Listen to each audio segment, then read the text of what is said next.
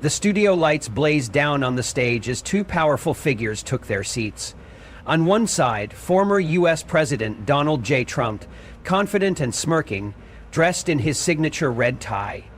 On the other, Captain Ibrahim Traoré, Burkina Faso's revolutionary leader. Calm, composed, eyes like burning coals. The world watched in silence as the debate began. No one expected what would come next. Within minutes, Traoré reached into a black dossier and pulled out truths that had been buried for decades. What followed wasn't just a debate. It was an international reckoning. The air turned electric the moment Ibrahim Traoré leaned forward, his voice cutting through the silence like a blade.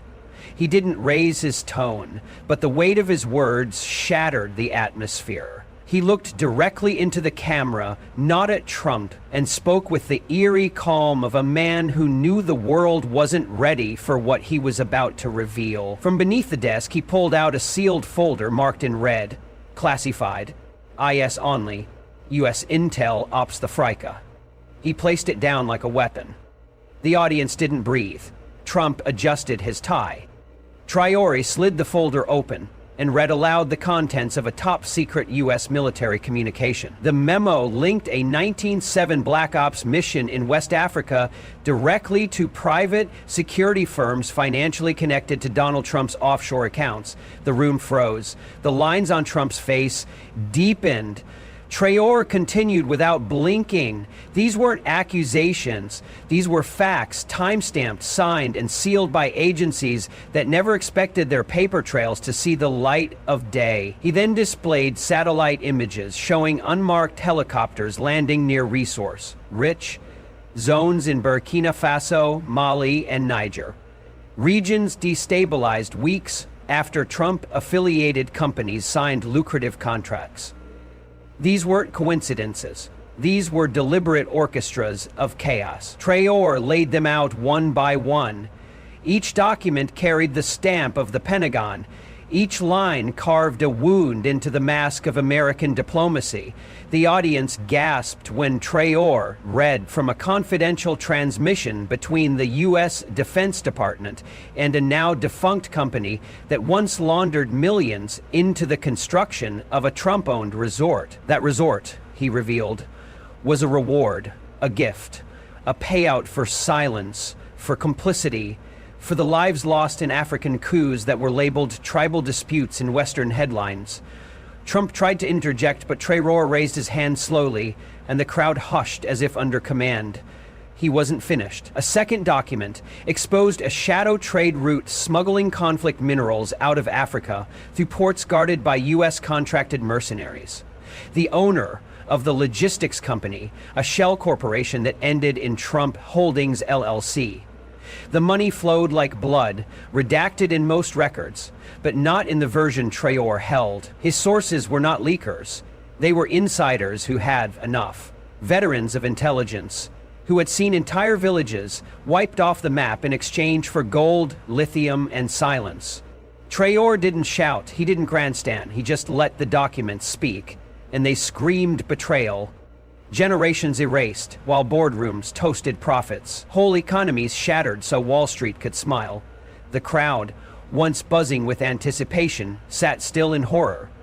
This was no longer a debate. It was a confession ripped from the shadows. As Traoré turned the final page, he looked up at Trump, not with hatred but with judgment. Not from himself, but from the ancestors, from the dead. From every child whose future was sold for skyscrapers and private jets. The silence afterward wasn't empty. It was heavy, as if the world itself had just heard a crime it could no longer unhear. Trump leaned in, ready to strike back, lips pursed with that familiar defiant smirk, but Traoré didn't wait. He didn't need to. Trump accused him of authoritarianism, painting him as a dictator cloaked in revolutionary garb, a man who seized power instead of earning it. The words were sharp, but they bounced off Traoré like stones thrown at a mountain. His eyes didn't flinch. Instead, he calmly reached beneath the desk again and placed a second file in full view, this one marked Confantial, U.S. state debt, Rotegic partnerships, West Africa. The file didn't contain accusations, it contained wire transfers, names, dates, arms shipments labeled humanitarian aid. It exposed a hidden machinery, a network of rebel factions across Africa propped up by U.S. intelligence, all operating under the illusion of democracy. Building. Every bullet fired in those wars had a return address. Every collapsed government was the result of an engineered fracture. And those fractures made room for foreign corporations, funded by dark money tied to political campaigns that Donald Trump personally benefited from. Traoré read one email aloud, a chilling message between a U.S. diplomat and a mining executive. It detailed a covert operation designed to destabilize nationalist regimes interfering with American business interests. The operation's codename, Iron Freedom, the recipient of the final payment, a super PAC affiliated with Trump's re-election strategy, the amount $2 million, the currency, blood and minerals. The room turned cold. Trump tried to speak again, but this time the words choked in his throat. Traoré looked directly at him and whispered what no one expected. "We know you didn't just watch it happen, you funded it." There was no fury in his voice, only precision, like a scalpel cutting through the illusion of innocence. The camera panned to Trump's face, suddenly pale, eyebrows twitching with unease. Traoré then showed a photograph. It wasn't blurry. It wasn't hearsay. It was Trump's former national security advisor shaking hands with a known warlord 2 days before a massacre in Ouagadougou. The handshake wasn't a peace gesture. It was a transaction. That warlord's army received crates of weapons, drones, and encrypted radios, equipment supplied under an emergency defense provision signed by Trump himself. There was no way to twist this, no way to spin it as fake news. The documentation was meticulous. The footage was time-stamped. The men in those images weren't actors. They were agents of chaos, rewarded in stock options and offshore accounts. And every time Traoré turned a page, it was like dragging a chain of ghosts into the light. He didn't speak for applause. He wasn't there to convince the West. He came for the truth.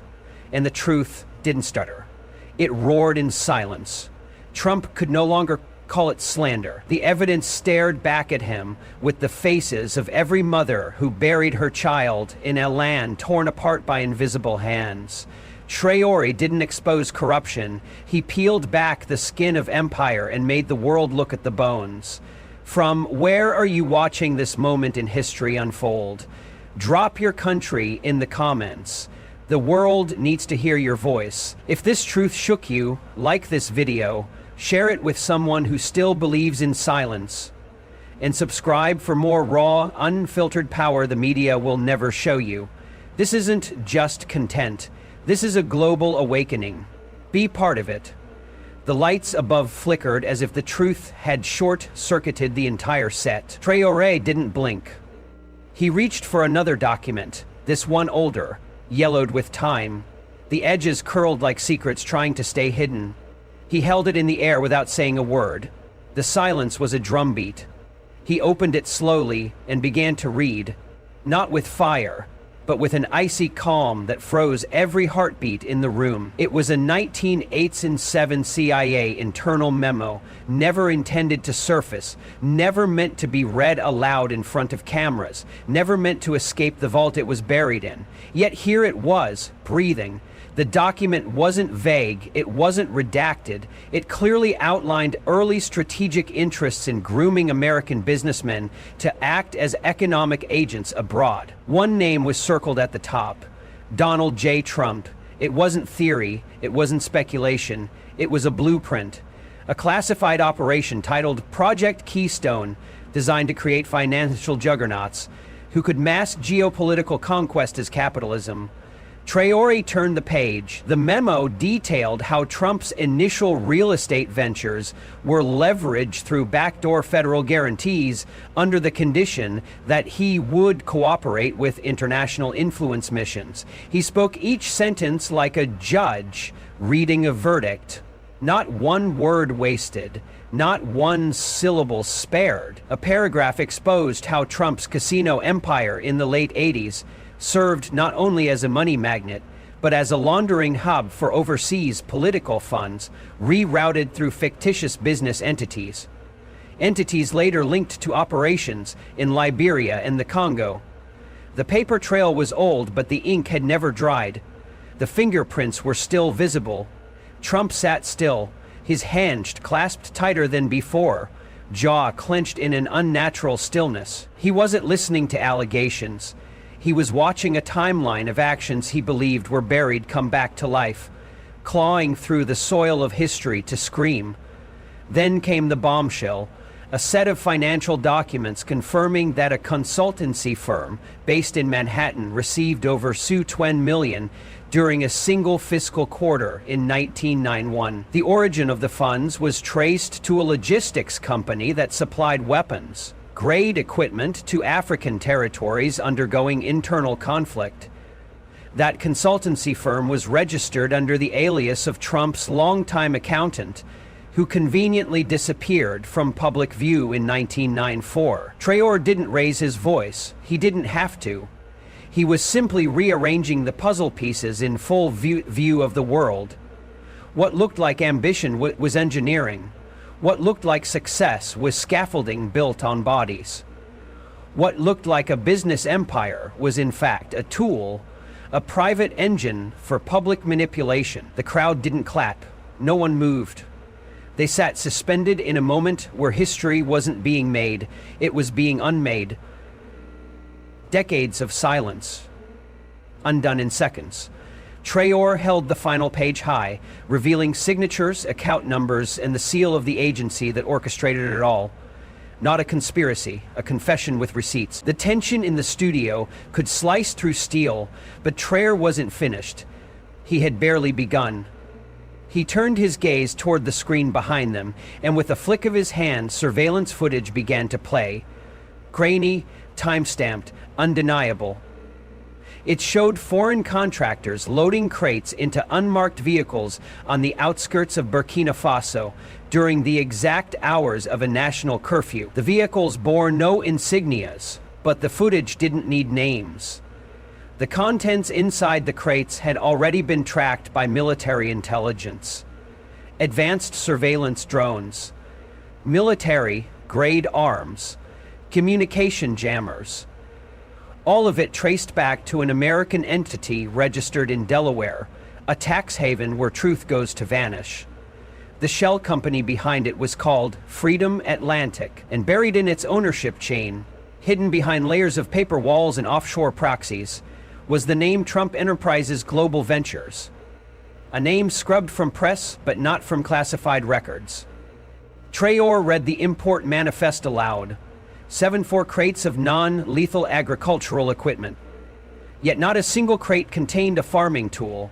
What they held were instruments of war, delivered days before a regional insurgency killed over 3 civilians, displaced over Fortin and Wundon. The audience didn't gasp this time. They were frozen, unable to process what had been carefully hidden for so long. Traoré clicked again, and the screen changed. This time a document signed by a Trump-appointed ambassador authorizing emergency clearance for the same shipment, bypassing all customs and border controls.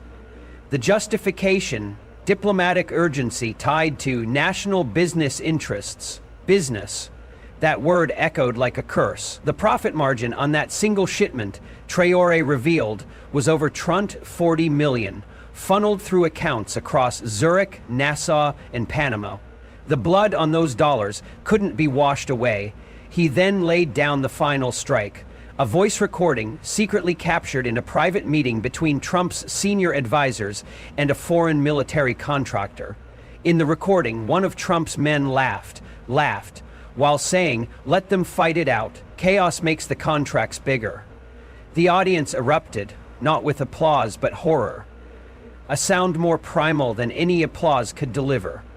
The laughter in the recording clashed against the quiet grief of mothers who buried sons without coffins. Traoré paused and looked into the camera again, not to plead, not to rage, but to remind. He spoke of sovereignty, not as theory, but as something sacred who trampled by men in suits, who never touched the soil they poisoned. He described how economic sabotage had been painted as free trade, how destabilization had been branded as diplomacy. The same voices that spoke of liberty from podiums had signed death warrants in hotel rooms. He didn't accuse a nation, he revealed an empire without borders, a system without conscience, a machine that turned continents into chessboards and corpses into collateral. When sitting at the helm of that machine was not just a man, but a symbol, not just man, but a symbol of unchecked power disguised as patriotism, of global manipulation wrapped in the illusion of enterprise. Traoré didn't look at the screen this time. He looked directly at Trump, as if staring into the hollow center of a collapsing empire. With slow, deliberate motion, he placed one last file on the table, darker in tone, marked with a single word stamped in red, unacknowledged. This wasn't about Mujid. This wasn't about money. This wasn't about war. This was about deception so deep it rewrote reality. Inside that file were testimonies from whistleblowers across 5 continents, voices buried by threats, silenced by settlements, erased from the public record by institutions sworn to protect truth. They all spoke of one thing: covert experiments sanctioned by multinational entities, tied durations to Trump's financial network, operations that exploited not land, but human lives. Traoré read from the affidavit of a former pharmaceutical executive who revealed that children in rural West Africa were used as live subjects for testing undeclared compounds labeled as nutritional supplements. These operations were presented as charity, but funded by shell organizations backed by American biotech firms. Firms owned in part by investment portfolios linked to Trump's inner circle. The documents included pictures, tiny bodies, tubes strapped to limbs, no names, no consent, just serial numbers and expiration dates. And the signatures that greenlit those field trials, all traced back to boardrooms in Manhattan, where profit projections outweighed human suffering. He turned to another page, the classified cable from the diplomatic suppression that confirmed the diligent suppression of an indigenous vaccine research group in Burkina Faso. Their only mistake was success. They discovered a formula that threatened to undercut the profits of a U.S. pharmaceutical monopoly with links to Trump's international holdings. Within months, their lab was mysteriously destroyed in a fire deemed accidental. But the insurance payout went to a foreign investment fund owned by one of Trump's sons under a false name. The screen now lit up with a chilling image, an aerial shot of a compound in Sierra Leone, its perimeter lined with guards, its funding hidden under the name of a Christian non-profit that received millions from Trump-era tax exemptions. Inside that compound, whistleblowers claimed experimental drugs were tested on undocumented populations under the pretense of humanitarian relief. The funding trail ended in a Cayman Islands trust, but the board of directors included one name everyone recognized. Traoré didn't speak it. He just stared at Trump. The silence delivered the verdict. Then came the final document. A wire transfer authorized during Trump's presidency. 85 million moved through a health research organization, flagged 3 times by the World Health Organization for unethical human trials. The receiving lab had no license, no oversight, no presence on any public registry. It existed only on paper and in horror. But the money was real, the blood was real, the deaths were real, the denial strategic. Traoré closed the file without saying a word. He didn't need to. The entire world had just witnessed the unmasking of a legacy built not only on economic ambition, but on the broken backs of the voiceless. And in that moment, the silence was louder than any defense. No spin, no rebuttal, no escape. The world didn't just watch a man fall. They watched an illusion shatter. Decades of deception laid bare by a voice that refused to kneel. You weren't just a witness, you were a part of history unfolding in real time. Now it's your turn. Drop your country in the comments. Let the world know you're awake. Like this video if the truth hit harder than the lies ever could. Share it with someone still trapped in the illusion, and subscribe. It's 'cause this is not the end, it's just the begin.